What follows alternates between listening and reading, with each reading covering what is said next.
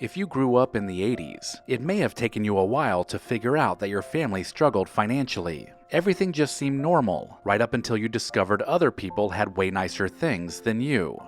Today we're looking back at some of the classic signs that you grew up poor in the 1980s. Thank you to the sponsor of this video, LEGACYBOX. If your family went to the movies, chances are it wasn't opening weekend at the big theater. It was the $1 show a few months later. These second-run theaters were usually a little run down, with sticky floors, faded posters, and seats that squeaked every time someone shifted. Popcorn was often stale, but that didn't matter. You were just excited to see a movie on the big screen. While other kids bragged about catching Ghostbusters on day one, you knew you'd get your chance weeks later, at a theater that was a bit more run down than the movie theaters at the mall. Dinner time had a different feel when money was tight, especially when it came to hot dogs. Instead of buns, Mom just pulled out a stack of Wonder Bread. The hot dogs would usually split right through the flimsy bread, leaving mustard and ketchup dripping onto your hands, but it was still delicious. It was one of those substitutions that made sense, since you already had a loaf on the counter, so there was no need to spend extra on the pricey buns. It may have been at birthday parties or neighborhood barbecues that you discovered real buns existed, but at home, hot dogs on plain white bread was how it was done. In the 80s, having cable at all was a luxury, but families who struggled stuck with over-the-air TV channels, and at the very most, they paid for just basic cable, which meant only a dozen channels or so. There was no MTV, no Nickelodeon, and definitely no HBO. While your friends stayed up watching music videos and movies with no commercials, you were tuning into reruns with bad reception. But you learned to make the most of it, and it was always a treat to stay over at a friend's house who had the ever-expanding channel lineup that cable TV had to offer. For families without credit cards or spare cash, layaway was the only way Christmas morning looked like Christmas. Parents would pick out toys at Kmart or Sears, pay a few dollars each week, and hope they had it covered before December 24th. As a kid, you might have spotted a gift weeks earlier in the store, only to wonder if it would ever actually make it under the tree. There were no giant piles of presents that crossed off everything on your Christmas list, but rather a few carefully chosen presents that made Christmas still feel special. By the mid-1980s, every kid wanted the newest freestyle bike with bright colors and stunt pegs. If you were still pedaling a beat-up BMX from years earlier, it showed. The seat was probably torn, the frame dull, and the stickers were peeling, while all the cool kids zipped around on shiny new Haros or GTs. This meant you couldn't try any new tricks, so you were just left cruising around while others showed off. Still, that old bike was your ticket to freedom, and on any given day, it took you where you wanted to go. When you opened the kitchen cabinet in a poor household, you didn't find a neat, matching set of glassware. Instead, there was a hodgepodge of Burger King Star Wars cups, Garfield mugs from McDonald's, or maybe an old ET glass from Pizza Hut. All of them were different, making it look more like a collection of prizes than a proper kitchen set. Friends might laugh, but those cups had stories, and you knew exactly which one was yours when it came time for dinner.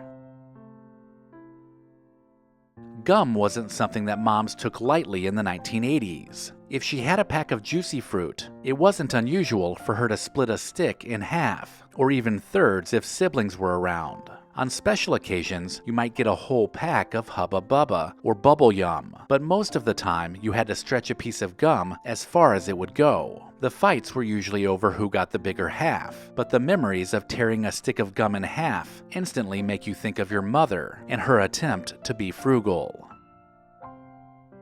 At dinner, if it was on your plate, you were going to eat it. Complaints about taste didn't matter, because food wasn't wasted. It didn't matter if it was a cheap cut of meat, canned whatever, or casseroles made with whatever there was. It all had to be finished before you could leave the table. Parents didn't sugarcoat it either, often reminding you that there were starving kids in Africa. Looking back, sometimes flavor was secondary to survival, and that meant nothing went to waste. Fashion mattered in the 1980s, and jeans said a lot about where you stood. If you had Levi's or Guess, you were lucky. And if you had the stiff denim jeans from Kmart or JCPenney, everyone knew it too. The fit wasn't the same, the stitching looked off, and they didn't have the cool logo patches in the right spots. To make things worse, hand-me-downs were common, so not only did you not get the brand you wanted, you didn't even get to pick the style. In a decade obsessed with labels, those discount store jeans made your financial standing pretty clear. Eating out was rare, but when it happened, nothing went to waste. Did you have parents that saved the napkins, straws, and ketchup packets to reuse later? The kitchen drawer became a jumble of fast food extras that were used like the real thing. Instead of a bottle of Heinz on the table, you squeezed out packets one by one. For many families, this was just another way they stretched every dollar.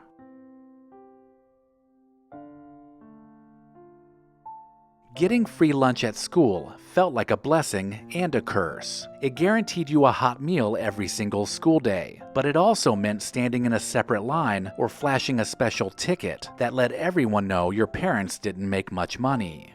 The stigma was heavy, with kids teasing each other about it, but at least you still ate, because it was one less thing for your parents to have to worry about. You never got over the embarrassment, but it faded a bit when you realized hunger was a lot worse.